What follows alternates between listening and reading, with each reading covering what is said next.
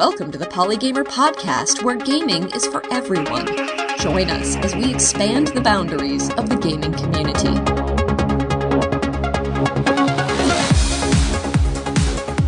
Hello and welcome to the Polygamer podcast, episode number 73 for Wednesday, December 13th, 2017. We have talked a lot on this show about gender and sexual orientation and representation, and today we are going to continue that conversation with a guest whom I met at GaymerX East just last month in New York City, that being Wally S. Hello, Wally. Hello. How are you today? I'm good. Excellent. Thank you so much for giving us some of your time. I really appreciate it. No problem. So you are a writer, a game dev, an artist. You do a little bit of everything in games. How long have you been doing this? I kind of first started really, taking it seriously as something that I could do, I would say a year and a half ago, the beginning of 2016, though I had, dabbled in some game stuff for a little bit before that. And, of course, I've been playing games my whole life, so. Was there a turning point where a light bulb went on and you thought, I can do this? I would say probably when I participated in Global Game Jam 2016. And that was really like a big experience for me, learning that I could, be a part in this, and that this was like a feasible thing that I could do, and I wasn't like just pretending. We've talked a little bit about game jams on this show. What was the theme for your game jam? I'm trying to remember.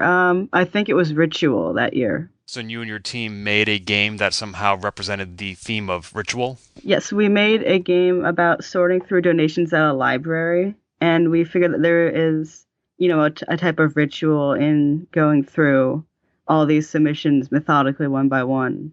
Oh, that's great. I'm a huge fan of libraries and the challenge that they face, not only with funding, of course, but to determine what books to keep and which ones to weed out can be very challenging. That sounds like might actually be a neat game.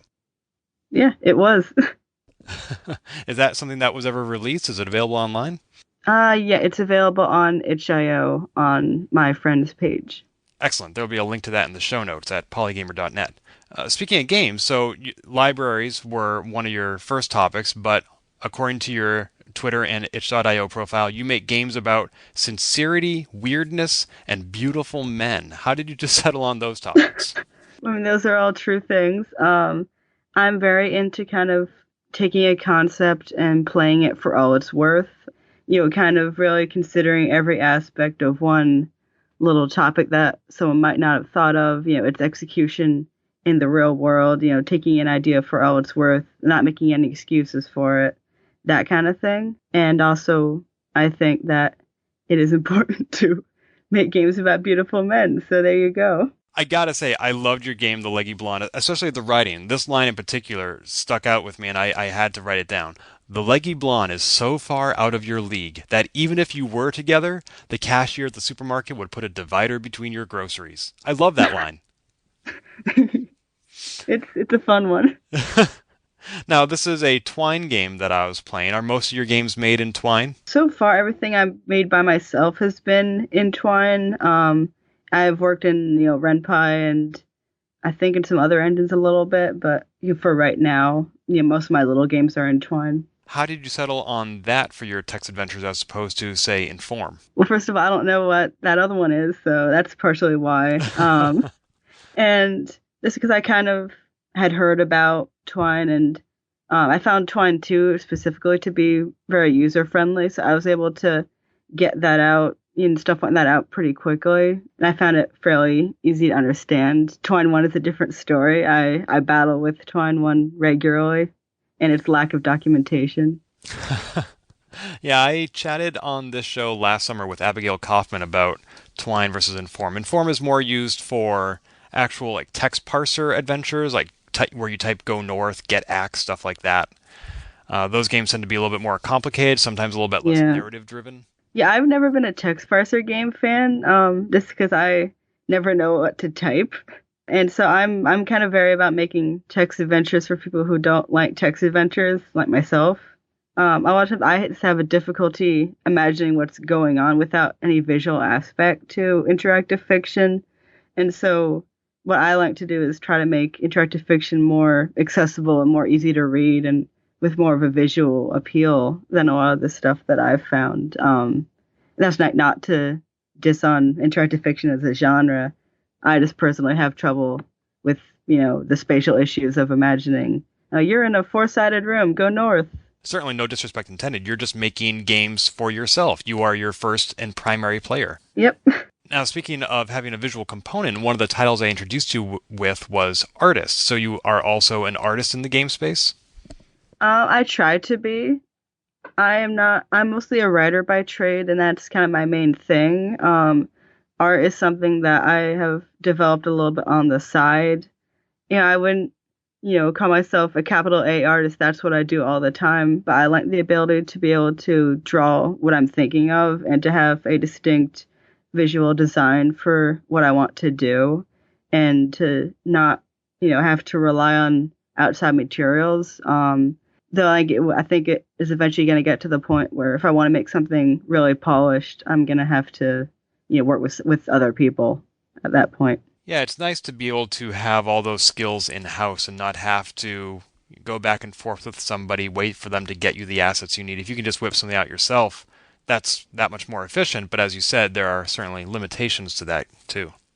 Yeah. So who have you worked with before?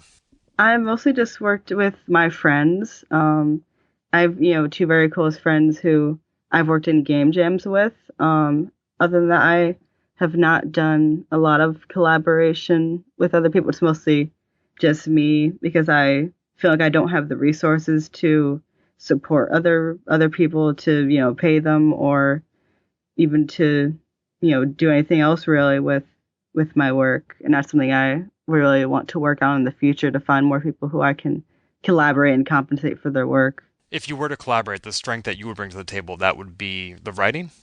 Oh, the writing, maybe the kind of whole narrative design or creative design of the game, depending. And how do you recommend people go finding people to collaborate with? I know that's something you said you want to do, and you've done game jams, but are there like online game dev communities that you're a part of?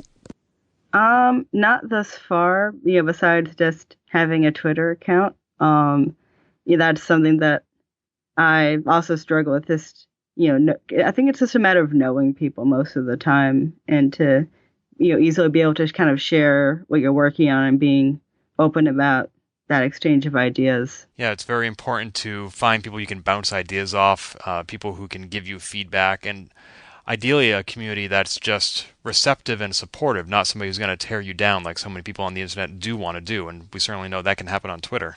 Yeah. How do you stay positive when you're on Twitter and you're putting those ideas out? Do people tend to be receptive? I think it's more often that it's difficult to get, hyper attention for your ideas a lot of time on Twitter. I haven't gotten to the point where I've got tons of randos in my mentions or anything like that. So, I'm coming at it from a very different perspective, I think. I think a lot of the time, once you get to a certain point, you probably just need to have an outlet where you can kind of shoot off without having to think about who's going to be reading your messages, who's going to be coming at you for whatever you've said. Like at some point, I think everyone needs like a private Twitter to go to. Right. And one way to make yourself better known, of course, is to accept speaking engagements, which is how we were introduced at GaymerX. Was that your first time at GaymerX? It was my second time at GaymerX and my first time speaking at any convention. Oh, wow. That must have been both exhilarating and terrifying. A little bit, yeah. I'm really glad that you thought to do that, because this is a topic that I haven't really seen represented at other events. This was my second GaymerX East. I'd gone to GaymerX West once. And if this topic was discussed, I must have missed it, because this was very enlightening. Yeah, I think it's something that people think about, the representation of non-binary characters, but it's not, people think about it, but it's not something that people really talk about in a way of how do we fix this, or anything that people bring up beyond like, complaining to their friends once or twice, why aren't their characters like this? Right.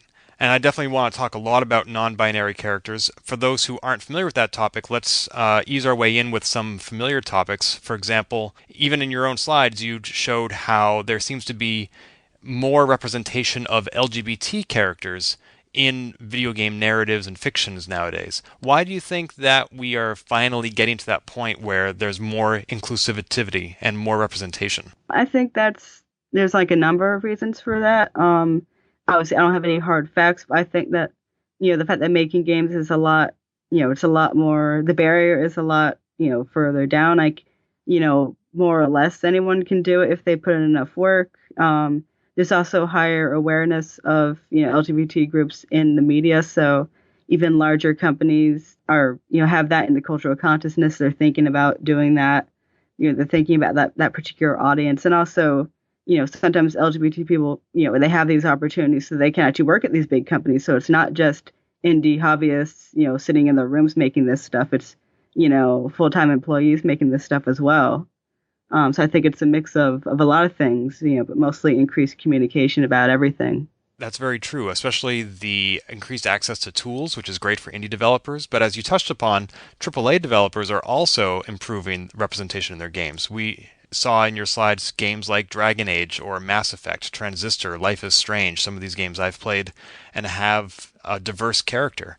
Do you find that these casts tend to be fairly authentic? I think that, it kind of depends on who you're asking. At some point, it's always going to be, authenticity is always hard to judge or to gauge.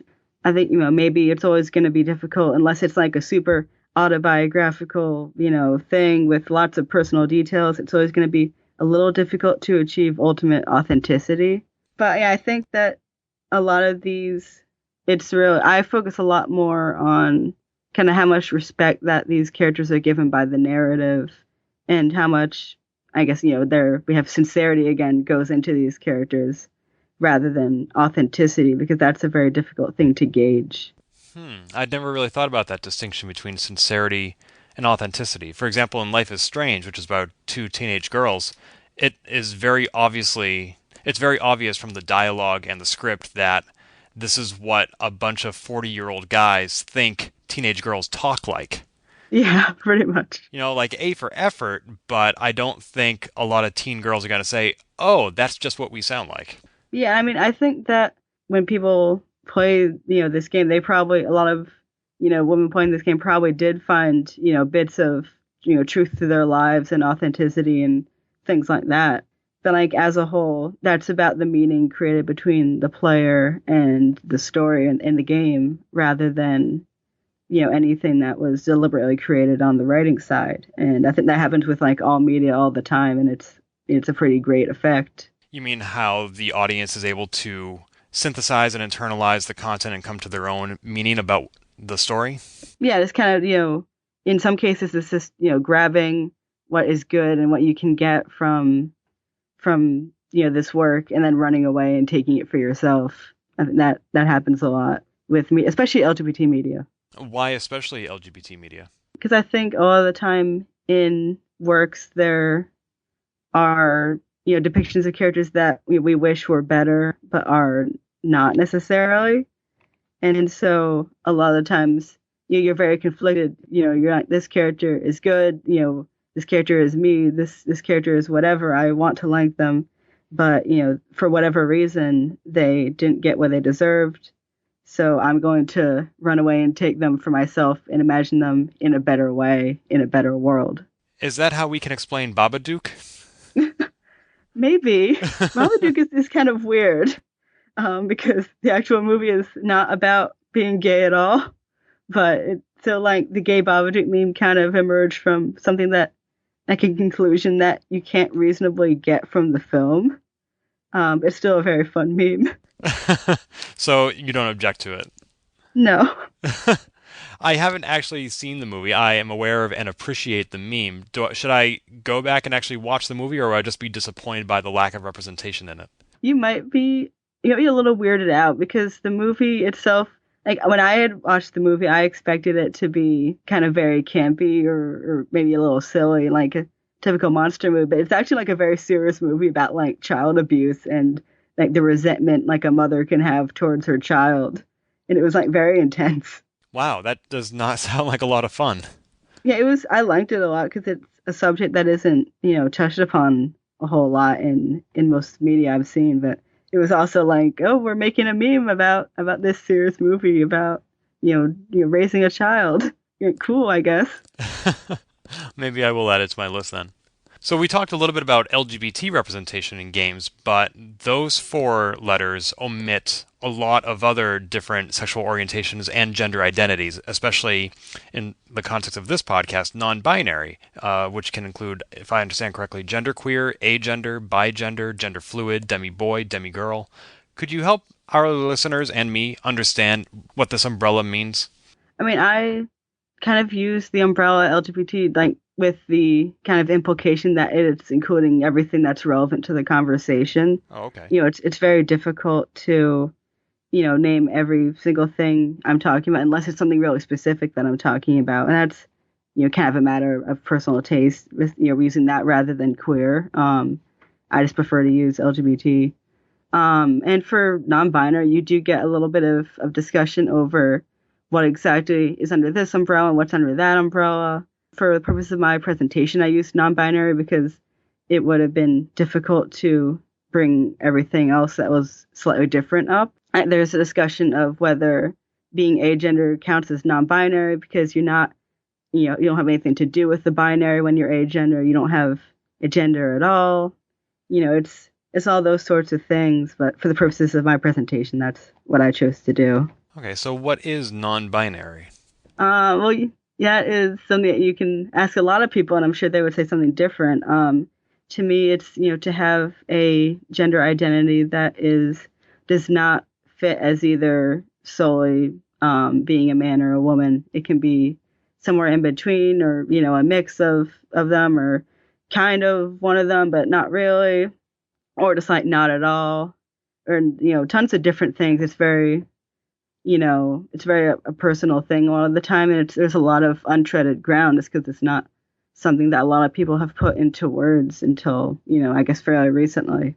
So is this operating on the idea that not only is sexual identity a spectrum, but so is gender identity, and you can be not just solely male or female or man or woman, but somewhere on the spectrum, maybe leaning toward one or the other, but still having aspects of the other? Yep, you can get away with that's illegal. You can do that.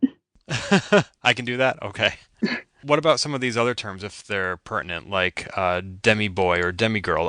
I'm not sure how actually current demi-boy or girl is. I have not heard that many people using them in recent years. But it's just, the kind of the concept of being sort of aligned with one gender, but not really. Like you are a woman, but also not really, or maybe that's not in those specific words. It's always really depends on, it's always a very personal kind of emotional thing to have, to describe your own gender identity and how that makes you feel and things like that. So I'm, hesitant to say like this is this all the time, but that's really like a lot about feeling a connection to, one part of the binary, but not being completely 100% that way. Because I know some members here in Boston of the asexual community, and I've heard from them terms like gray romantic, demi-romantic, gray asexuality, demisexuality. But again, that seems to refer more to your sexual orientation, which is different from your gender identity. And all the time, I almost think of it as sort of like three different scales, who you're attracted to, what your gender identity is, and, how much interested in your relationship or sex are you. Like those are kind of three different, color picker tools, a big box of color, like in Photoshop.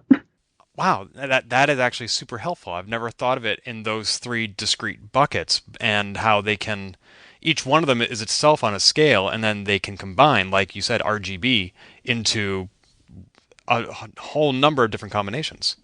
Yep. That's how I like to think about it. I think that's how I'll be thinking about it from now on. Thank you. You're welcome. So in terms of video games, have there been non-binary characters in games and I just haven't noticed? Possibly, thanks to weird translation efforts. Like a lot of the time, you get the most kind of discourse about a character's gender in a game that was originally in Japanese and has been translated to English because of how they use pronouns in Japanese.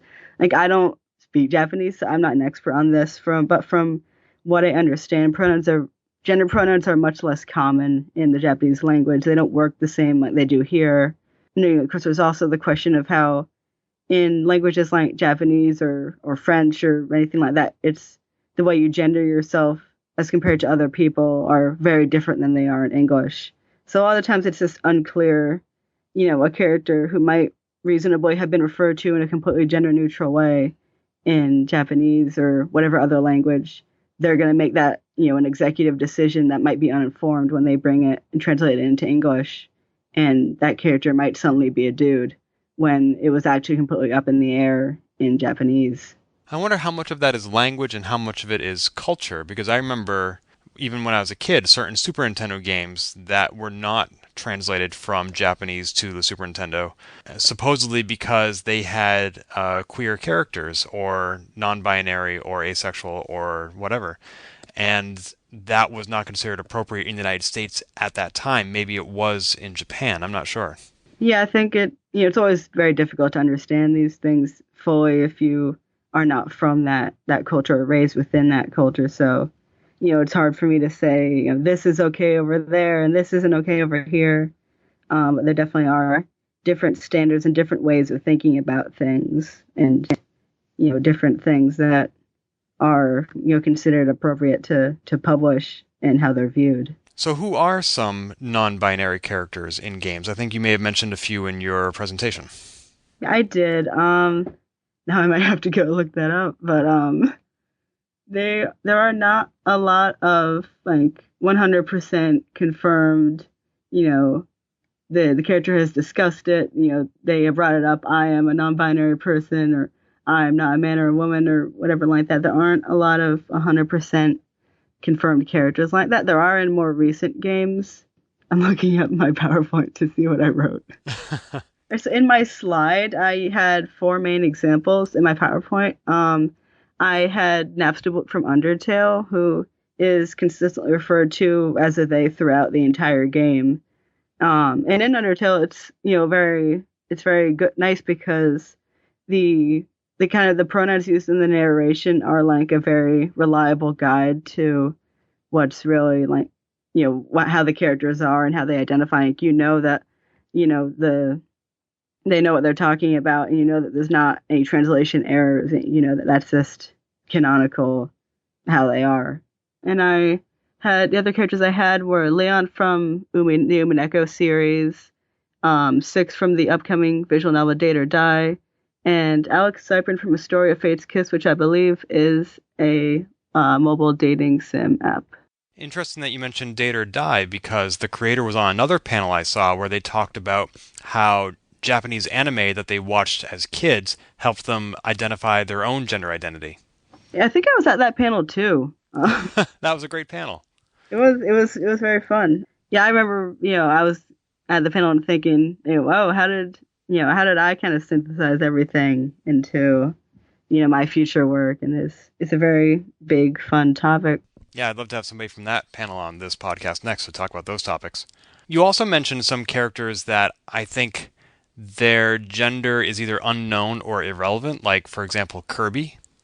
Yeah, well, with Kirby is kind of in my other category of this character should not really reasonably have be assigned a gender, but they are for whatever reason, because Kirby is characterized as being masculine, even though to my knowledge Kirby is just like a pink puffball and barely speaks anyway to kind of confirm this identity. And then Kirby's seem to be a species as well, so what's up with that? I'm not an expert on Kirby lore, so I can't say for sure if it's the greatest scam of all time that Kirby is a dude. Yeah, I don't think we've ever seen Kirby go on a date. We've never seen Kirby reproduce, so we don't know how any of these things happen or matter. And Kirby is very silent most of the time, so we haven't gotten a statement from Kirby themselves, but I think it's a little silly that we have to gender Kirby.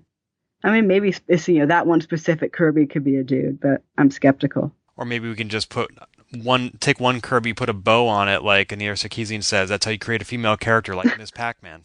Yeah. And it's the same thing with Yoshi and all that. First of all, is that one green Yoshi the same Yoshi every time? Does Yoshi have a name besides their species? It gets very weird once you think about it.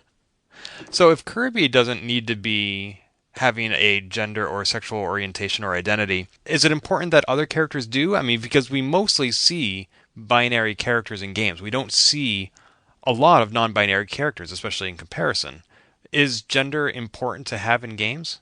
I think it is a little bit useless to try and get rid of gender entirely. I think it's something we're going to have, and it's something that is useful to work within the confines of.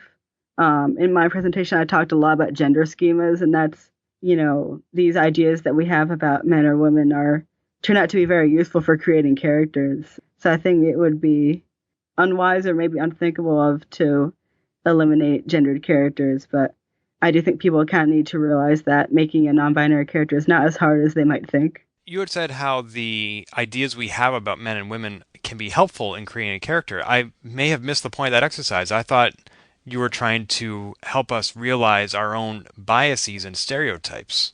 I am trying to do that as well. But like speaking from like a writer point of view, it's like an easy, quick way to use, a gender schema or, our ideas about men or women. It's just a quick, easy way to do that and make a totally new character that's not necessarily a stereotype, but like something interesting that we haven't seen before. It's an easy tool to do that. And, a lot of people find personal meaning from exploring binary gender. So I think it's, still something that can be good and, with the right amount of thought and sincerity behind it. Since society gives us a lot more of these tropes or archetypes to work with in the binary context, does that actually mean that non-binary characters are harder to write? Not necessarily. I think that like a big part of my presentation was kind of, helping everyone to realize that most of our archetypes are not as gendered as we think they are. There are a lot of, non-gendered concepts out there that have nothing to do with the experience of being a man or a woman, and you might have to work a little harder to get your image of that character out there. But it's certainly not, I guess, much of a barrier to making a character as people think that there is. Once they make the character, will that lack of archetype or stereotype make it more difficult for the audience to relate to the character? I mean, it probably depends on the type of character, because if, just because you're not working with a gendered archetype doesn't mean you're not working with any archetypes at all. You can still get a lot of very, like, relatable, kind of emotional stuff in there that people might know and love. The kind of the archetype of, say, like, the overzealous, detective type. Like, that is not exclusively a male or a female trope. That's just an idea of, this person who, is a little too gung-ho about investigating. You can apply that to anybody, and people will recognize that trope. Like, say like a film noir detective, that has nothing, inherently to do with being a dude or with being a woman, but it's still a recognizable idea. Sure, or let's say that you want to write a character who's a parent. Yeah. That parent doesn't need to fall into a gender bucket because the identifying characteristic about that character is their relationship to their child. Yeah, like anyone is a parent. I especially liked your example of having us think about a male motorcyclist, and we thought about what that looks like, and then a female motorcyclist, and then I think your third example was a vampire motorcyclist. Well, first it was an agender motorcyclist to say like, oh, you don't have an image with that. But then, yeah, my example for a non-gendered archetype was a vampire on a motorcycle. Right, and that is a stereotype, a trope that we can rely on to quickly create a character and for the audience to identify with that character without gender even coming into play. Yeah, and that's the big idea. Right, because we all have ideas about what a vampire is. There are things that come with being a vampire regardless of your gender. Yeah. Have you included non-binary characters in your games? To some extent, I have a lot of things kind of planned that are, in the pipes. Right now, I think mostly in what I have out currently are games where I wanted to leave the protagonist role very up to, interpretation, and in that way they're kind of non-gendered. I don't think I have any explicitly non-binary characters in what I have out right now, but it's certainly, in the plans. Do you think, we were talking earlier about authenticity, sincerity, is it better for non-binary characters to be written by non-binary writers or to have more non-binary people in game development in order to improve that representation? Well, I think, both is best if we can have it. I think that, yeah, obviously a binary writer they're not gonna want to write about like, the deep experience of identifying this way or anything like that. But, I've always been a big fan of kind of, genre fiction with characters who don't normally get to be in genre fiction. And so in that way, a binary writer could, absolutely write a non-binary character into, a superhero story or, a rom-com or anything like that. So if I, as a binary individual, want to write a non-binary character, I would hope that I wouldn't just go it on my own and say, oh, I know exactly what non-binary characters would say or do in this situation. Do you recommend that like they hire a consultant? If you have the means to do so, I guess, and if you're really worried about that, yeah, I would say, kind of doing your research is always good. Being very observant, it always helps to know people to, kind of pull, not, direct, personality or character things from, but just pull little actions from to note down, all the little everyday things that let you know that someone is, identifies this way or that way or anything like that. It always helps to be very observant about these things. And I mean, at the end of the day, if you're writing, something that really has nothing to do with a character's gender or sexuality, you only need to mention it like a couple of times or where it's relevant. It's not, generally about their gender journey in that way. Yeah, I especially liked the example you gave of Stardew Valley, where I think, I haven't actually played the game myself, it asks you to choose from a binary character. I've not played it either, but that is, from what I understand, yes, you have to choose either male or female, and there's like no difference whatsoever. Exactly, because why should either one matter when the stereotype you're occupying in that game is farmer? Yeah, like you're a farmer, that's your gender. Right, you can be a vampire, you can be a motorcyclist, you can be a farmer, and gender doesn't come into play. Yeah. So it's a little bit weird that, especially because people don't really talk about that. And yeah, I hear all sorts of great things about Stardew Valley, but I really haven't, heard any discussions about, how kind of pointless it is that they make you choose. If gender doesn't matter in that game and in that context, when does gender matter?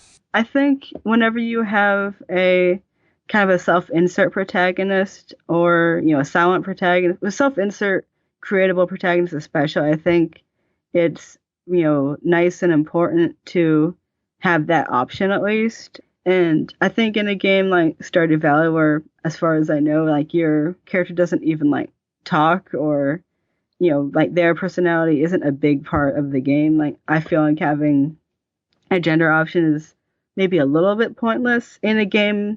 Like I think, kind of a lot like Bioware RPGs and games like those where like it's not just self-inserting, like it can be, but you're also building your own character with their own identity. I think that, adding those inclusive options on would be a better option than just eliminating the gender entirely, because it gives you more options to create a character. I think you just addressed one of the questions I walked away from your panel with, which is if we do eliminate gender in games, then how do we improve representation of non-binary characters?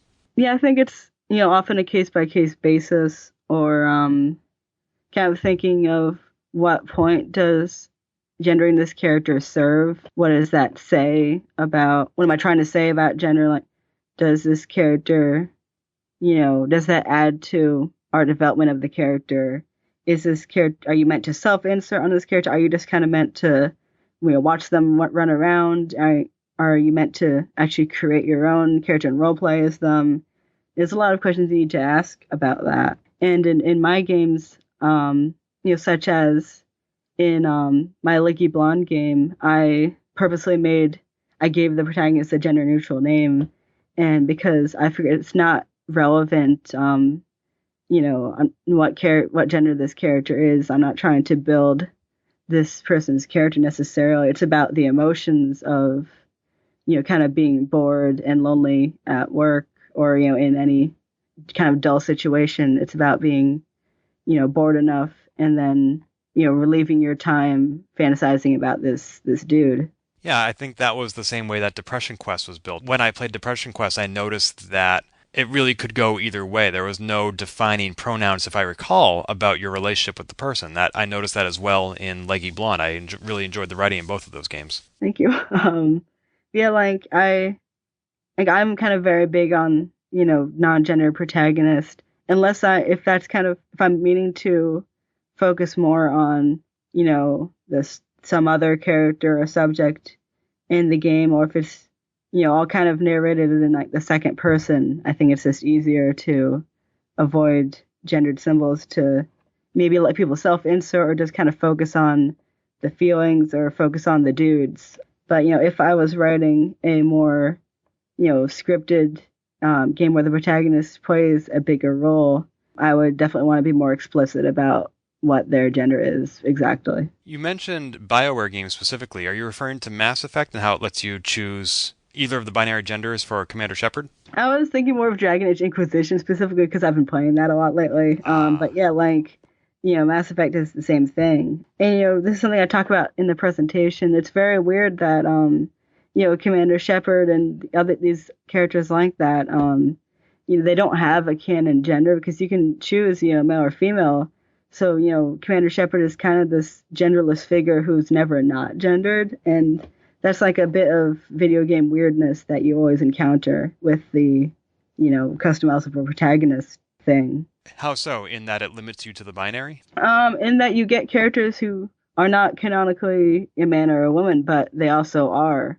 Like they're not a true form representation, but they occupy a strange space in between that where you can bring up, you can say like, oh, Commander Shepard is, such a great character, or, my Shepard did this, and someone will be imagining a woman and, I'll be imagining a dude, or, the other way around. So what would be less weird? What's another way to make a Mass Effect game? I don't think that the weirdness is bad necessarily. I think it's something very unique and cool that games have, and that's kind of what makes me think that games can go a lot further in representing different types of genders, is because of the ways that stories and games are told. In no other medium can a character's gender really change each time you read the story, and the story will be exactly the same.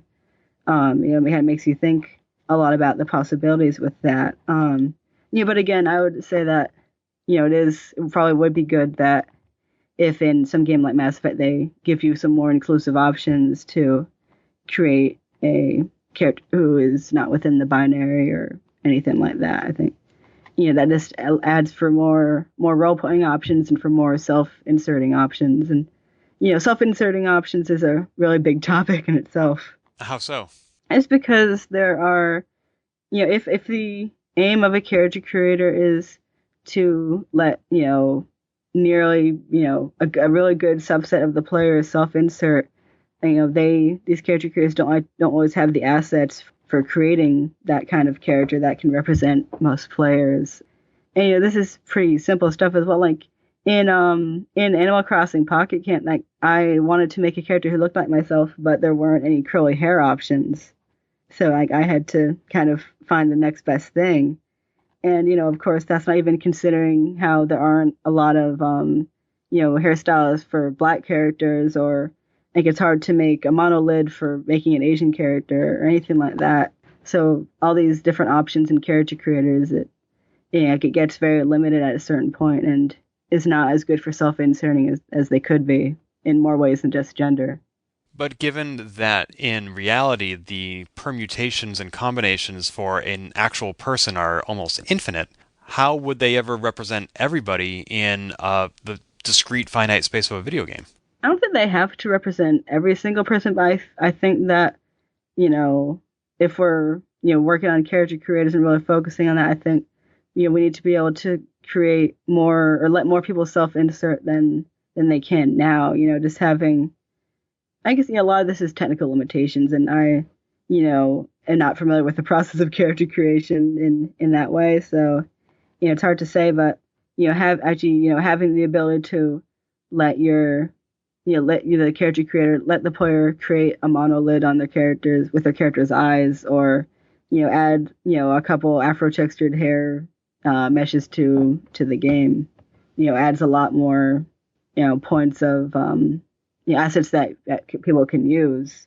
And it doesn't represent every single person. That's obviously impossible, but it lets more people do it than could previously before. And I think that's all we can really focus on right now. So, for example, in Mass Effect, instead of letting the player choose between two binary characters or giving them a finite number of other options on the non-binary scale, for example, they could just have a character creator and let you choose whatever combination of facets and aspects that they want and let that be your Commander Shepard.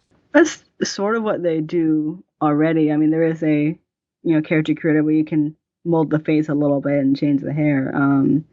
But yeah, like having more gender options would be pretty cool. I think people players will naturally get overwhelmed if there are too many options, but by having a decent amount or more than we have right now would be pretty good in a big role playing game. I'm sure you remember when Ubisoft said one of the reasons there were no female assassins in Assassin's Creed is because the model was too difficult to create, or it would be twice as much work as creating male models. Yeah. And I would hate to hear that excuse be used again to say, oh, we can't do Mass Effect non-binary because it's hard enough to have two models. What if we had 3, 4, or 5?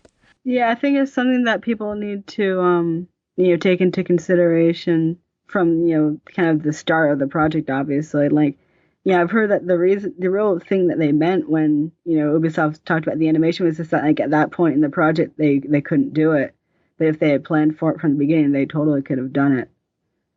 So these things, need to be thought about from the very inception of each project, I think. Absolutely. I'm sure if you've already gone through the mocap studio and you have your assets, you're not going to go back to the mocap studio and start over. You need to have already done it right the first time. Yeah, you need to plan for these things. And, and also with that's partially, I think, why games feel a little bit behind in the representation as compared to maybe books or webcomics or something like that. Because, a webcomic updates very, very quickly. The process is comparatively much quicker than making an entire game. Video games take a long time to make. Right. Webcomics can iterate very quickly, whereas video games, especially in the case of Duke Nukem, can take like 15 years. Yep.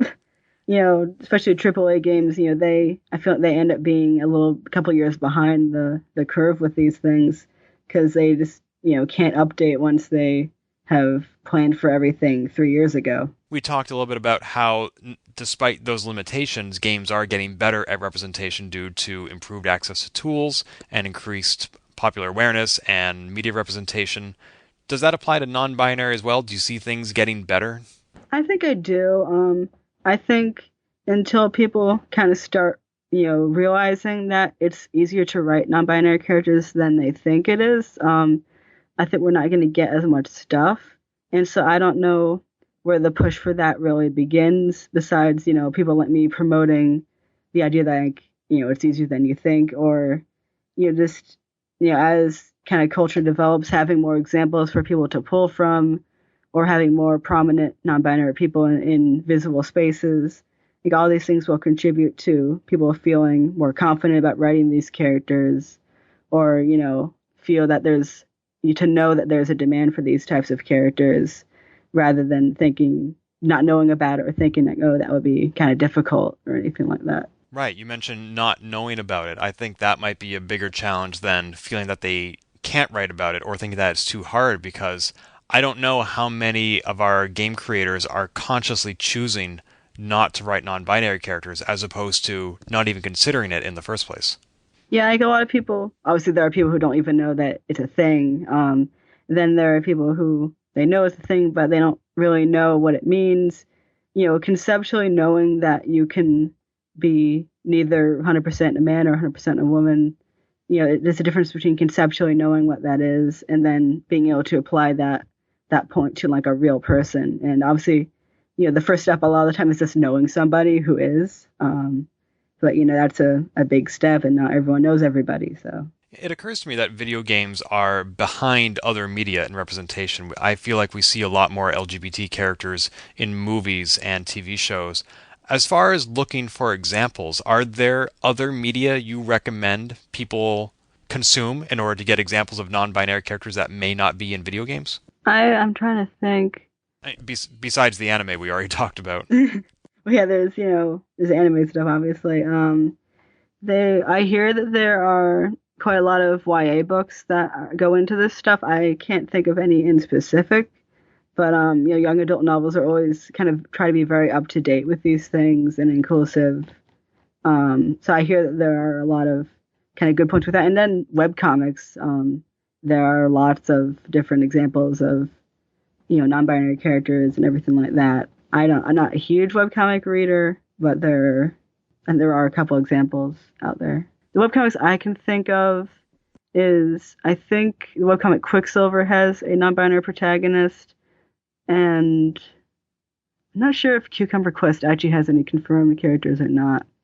But there's one or two characters who are kind of ambiguous that would be interesting to check out. Excellent. Thank you. I'll put links to those in the show notes. Cool. So we've talked about a lot of different topics in the last hour, a lot of stuff that I'm personally ignorant about. I may not know what questions to ask. Is there anything we haven't talked about that we should have? Yeah, I guess there's still, the space to kind of harp on the point of, it's easier to write non-binary characters than you think it is, but there's kind of only so much you can talk about that without giving, really concrete examples.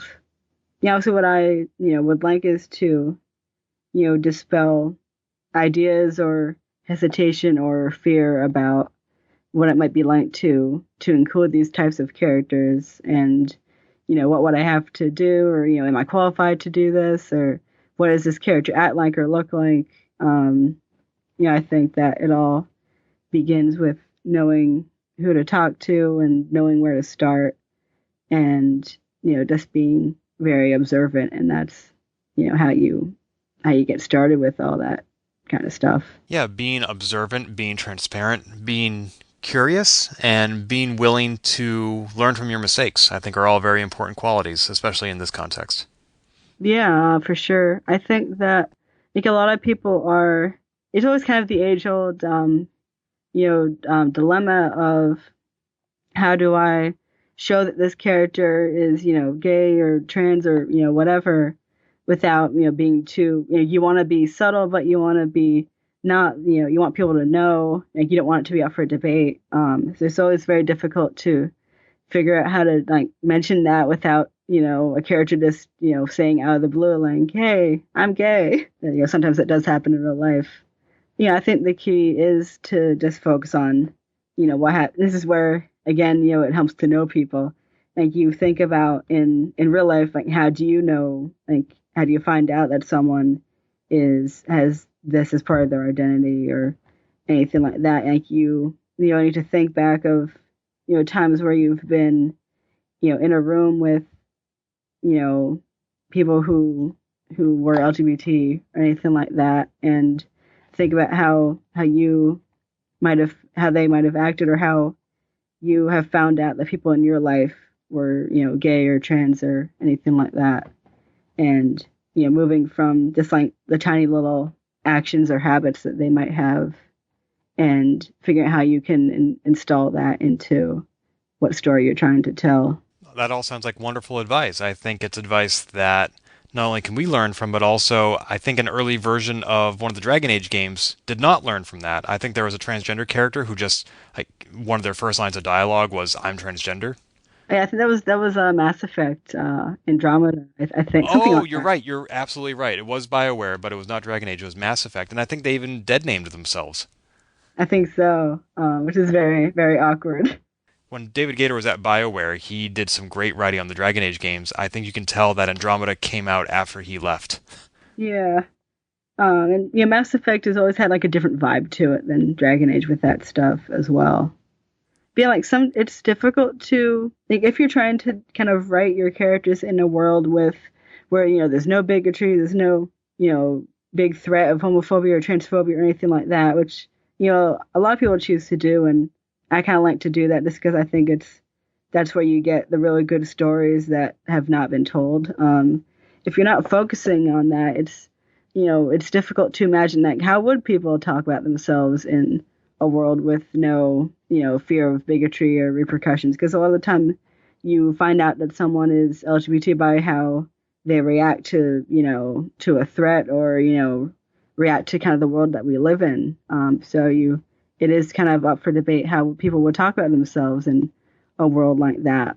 But, I think that the key for that is taking what you can from a space like GaymerX where it's very open and, people generally, are not afraid to be who they are. Taking what you see in a space like that and imagine what if the whole world was that way, how the way people are talking about themselves here is going to be, more or less how people are going to talk about themselves in this, particular world. And I think that's, an important thing to kind of, keep yourself grounded on when writing dialogue like that. Sure. Even in a fantasy world, you can still have realistic characters.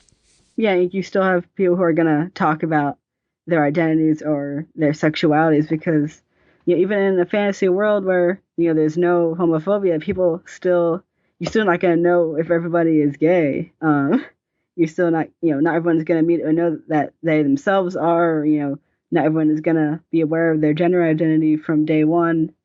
These things would still happen in the fantasy world. And that was something I always found a little weird about Dream Daddy. Have you played that game? No, I've not. Well, that's, the kind of semi-infamous dating sim where, you're a single dad who's dating other single dads. But what always struck me as a little weird is that there's never any conversation about, or never really any chance where the protagonist is wondering, hey, is this guy, into dudes? It's never discussed. They'll just kind of happen and they don't talk about that. I don't remember if they ever say, the word gay or bisexual in, the game. So it's, a very kind of weird or, and I don't want to say unrealistic, but, that was the main thing that struck me as strange, that this is a world, without bigotry, but they still, aren't talking about it, which I think this would not happen even in that world. I still liked the game. The closest example I can think of is the new Star Trek Discovery show, where there are two gay characters.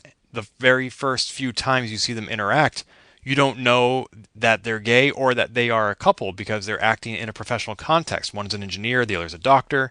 They're talking about their jobs because they're on the clock. And it's not until they actually clock out and go back to their quarters together that you're like, oh, they're a couple. And in that world, they don't have to worry about that because Star Trek is a universe where we have accepted all these aspects of people. And yet, in that particular context of the professional workplace, it just wasn't relevant. Yeah. I think sometimes when you're working within that kind of, world space, it can be a little more difficult, sometimes to recognize that a character is gay or, LGBT.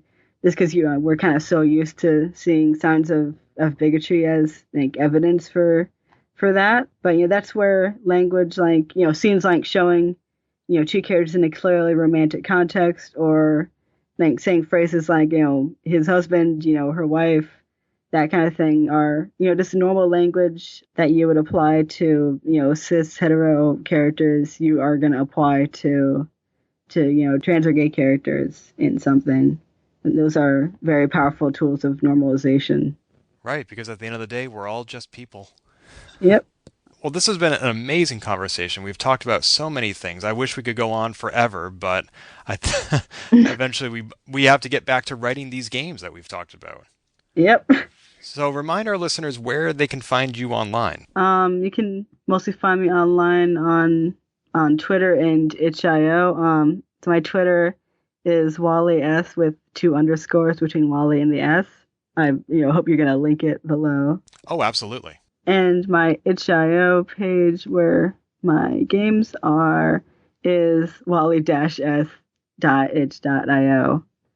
And right now I have 2 Twine games out and 2 Global Game Jam games that are linked. And I'm working on a 3rd Twine game that I'm hoping to get out this month, about the feeling of being bored and lonely in the suburbs, and then you see a deer on the road, and maybe you start a relationship with a random ghost who lives on the street, that kind of thing. And I have an in-progress visual novel that I've been working on for what seems like forever, but it's gonna happen one day. Excellent. Be sure to let me know when those are out. I'd love to take a look at them. I will surely post about them everywhere. And I would be happy to retweet. Well, Wally, thank you so much for your time. It's been very enlightening. I appreciate it. Thank you for having me. This has been Polygamer, a Gamebits production. Find more episodes, read our blog, or send feedback at polygamer.net.